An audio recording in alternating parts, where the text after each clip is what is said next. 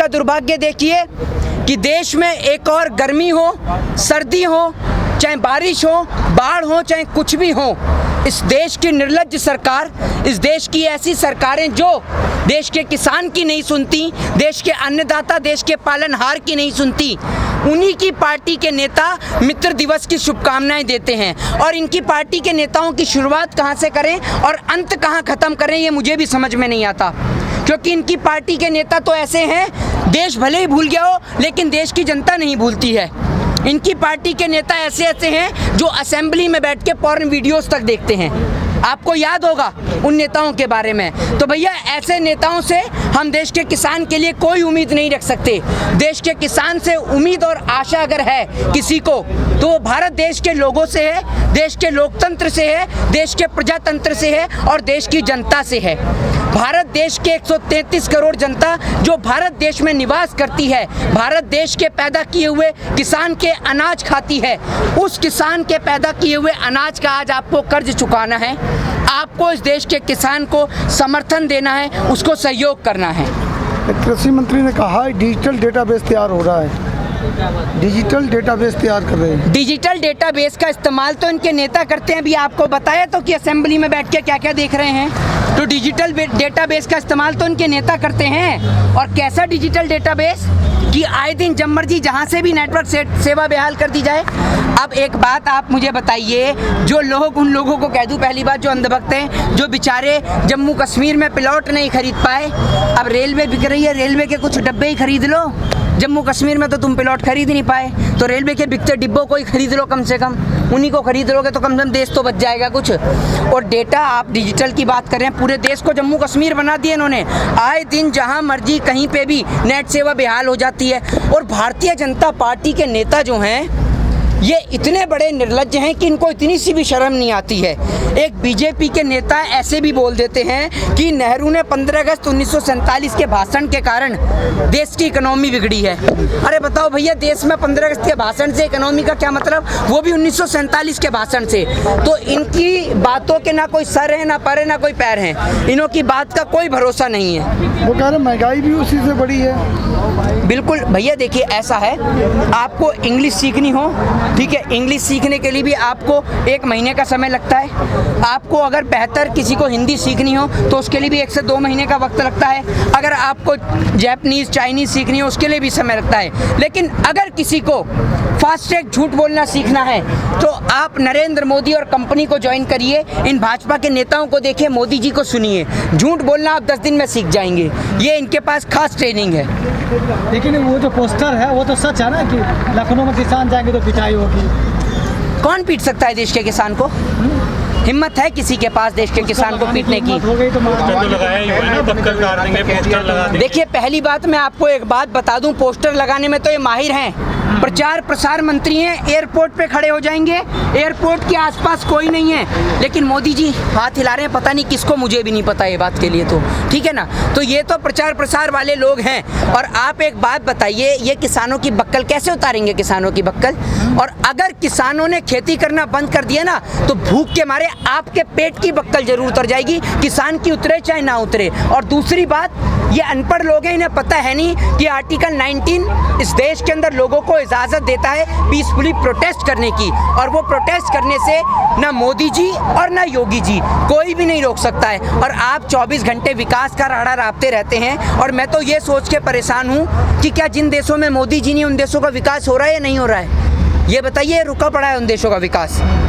नहीं, लेकिन लोग जो लेके आए थे विकास के लिए तो मोदी जी को लेके आए थे, इसलिए विकास हो। अरे भैया, मोदी जी तो यूं कहते हैं कि जो लोग बेईमान हैं वो लोग मुझसे नाराज हैं। लेकिन मोदी जी ये बात क्यों भूल जाते हैं कि सारे बेईमान तो आपकी पार्टी में ही हैं? तो आपसे नाराज कौन है, जरा ये तो बताइए। और मोदी जी कौन से विकास के एजेंडे पे आए थे? एक विकास गिनाइए आज मोदी जी का, कम से कम 1 2 3 4 5 6 7 8 9 10। आप 10 लोग हैं, आप 10 में से मोदी जी के एक आप लोग सुनाइए मोदी जी का विकास, 10 विकास गिनाइए, आप शुरुआत करिए। नोटबंदी में पूरा हिंदुस्तान खुश था कि अच्छा, नोटबंदी से आतंकवाद की कमर टूट रही थी, तो भैया आतंकवादी उत्तर प्रदेश तक कैसे घुसे? जम्मू कश्मीर के अंदर 350 किलो RDX और जेलेटिन कहां से आया? इस सवाल का जवाब दीजिए। मोदी जी के 10 विकास गिनाइए, बातों से लोगों का ध्यान डाइवर्ट मत करिए, क्योंकि आप भी भारतीय जनता पार्टी के प्रवक्ता संबित पात्र की तरह काम मत करिए। कुछ लोग नहीं, एक मिनट, कुछ लोग इस देश के अंदर हैं जिन्हों के कारण पत्रकारिता टिकी पड़ी है, लेकिन कुछ लोग ऐसा भी कार्य करते हैं जो सरकार के प्रवक्ता बने पड़े हैं। तो भैया मोदी जी के 10 विकास कार्य आप गिनाइए, मेरे को याद नहीं है, ना देश की जनता को याद है। जिस टाइम में कांग्रेस के टाइम में आतंकवादी हमले होते थे, कांग्रेस बता देती थी क्या कहाँ से आ रहा है? आपकी पार्टी बताती थी। ये इस देश के अंदर लोगों का दुर्भाग्य है। कांग्रेस का गलेबान पकड़ के उससे पूछना चाहिए था कि कहां से आया। भारत माँ के अगर वीर सपूत शहरत पे शहीद होते हैं तो उसको आप किसी भी राजनीतिक पार्टी से मत जोड़िए। कोई भी राजनीतिक दल हो, आपका उससे पूछने का अधिकार है लोकतंत्र में। और आप जरा ये बताइए, आपने प्रश्न तो करा, आपका नाम लेके बताऊं कि आपकी डिग्री भी मोदी जी की तरह ही मिली हुई है क्या? बताऊं क्या आपके बारे में? तो इसीलिए कह रहे हैं हम इस बात के लिए कि ज़्यादा ना बनिए, जो सवाल है उस मुद्दे को लेके पूछिए। 10 विकास कार्य तो आप गिना नहीं पाए, 10 तो दूर की बात, 5 ही गिना दीजिए। नहीं तो जनधन योजना है ना, हैं? जनधन योजना, जनधन योजना के तहत 10 लोगों का नाम गिना दिए जिनको फायदा मिला हो। पूरा हिंदुस्तान खुश था कि तो आपको मिला जनधन योजना का फायदा? आपके परिवार में कितने लोगों को मिला? लोगों ने खाता खुलवा किसानों के लिए किसका? अरे खाते तो खाता खुलवा के क्या करेंगे? जब बैंक की डूब रहे हैं तो खाता कहाँ खुलवाओगे? यही तो चाह रहे थे किसानों के लिए फसल बीमा योजना, हाँ जी, किसानों के लिए फसल बीमा योजना आई थी। फसल बीमा योजना आई थी। फसल बीमा योजना बहुत बढ़िया चल रही है ना। आपकी पत्रकारिता छुड़वा के आप भी खेती कर लीजिए, इतना फायदा दिख रहा है तो खेती में हैं।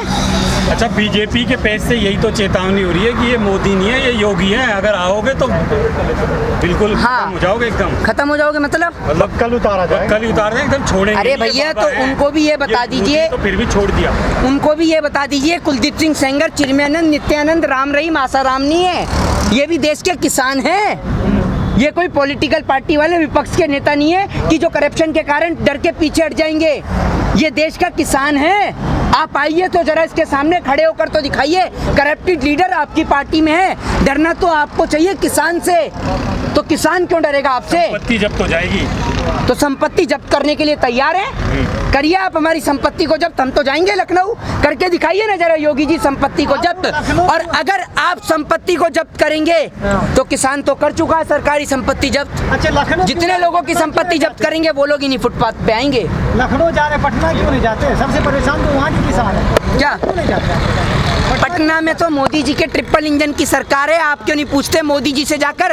और ये बात तो आप, एक मिनट, ये बात तो जाकर आप योगी जी से पूछिए जो वहाँ पर प्रचार प्रसार कर रहे थे। आप क्यों नहीं जाते पटना? पटना लगाइए नीतीश कुमार के मुंह पे माइक और पूछिए कि भैया पटना में तो बाढ़ आ रही है, उसको लेकर क्या कहेंगे आप? वो पूछा गया है सवाल। कब आपने कब पूछा? बताइए अपने चैनल का नाम बताइए, मैं देखता हूँ आपने कब पूछा, बताइए। अरे क्या मोदी जी, मोदी विश्वविद्यालय, अरे मोदी हाई स्कूल से पढ़ के आए हैं क्या? मोदी हाई स्कूल से पढ़ के आए हैं कि लबालब झूठी बोले जा रहे हैं? अच्छा आप बताइए, क्या बताएं? परेशान कहाँ के किसान है ये बताइए? हैं? सबसे ज्यादा परेशान कहाँ के किसान? पूरे देश का ही किसान परेशान है। अब ये तो है नहीं कि मैं घर घर जाके, अरे बिहार के हैं सबसे ज्यादा। आप बिहार में सर्वे करके आए हैं? हाँ, अरे तो बिहार में आप तबाह हो जाते हैं वहाँ के किसान। एक मिनट, बिहार में आप गए हैं तो बिहार में तो मोदी जी की सरकार है। तो मोदी जी की सरकार से आपने प्रश्न किया कि बिहार में तो आपकी सरकार है, तो आपके राज्य के किसान क्यों परेशान हैं? आपकी पार्टी वाली गठबंधन सरकार। अरे मेरी कौन सी पार्टी आ गई? हैं? कांग्रेस। आप बीजेपी के दलाली करते हैं, आपको बीजेपी के दलाल कहूँ तो आपको कैसा लगेगा? बताइए, आप कैसे हमें किसी पार्टी का बता सकते हैं? आपके पास कोई प्रूफ है? आप पे और आपके चैनल पे मानहानि का मुकदमा ठोक दूंगा, समझ रहे हैं आप? हाँ, और अगर बेवजह कभी इस शब्द का इस्तेमाल करा आपने, आप बीजेपी के पत्रकार हैं, पैसा मिलता है आपको बीजेपी की तरफ से, आप क्यों बोलते हैं ये बताइए? इस बात के लिए बताइए, आप बीजेपी के दलाल हैं? बीजेपी आपको सपोर्ट करती है?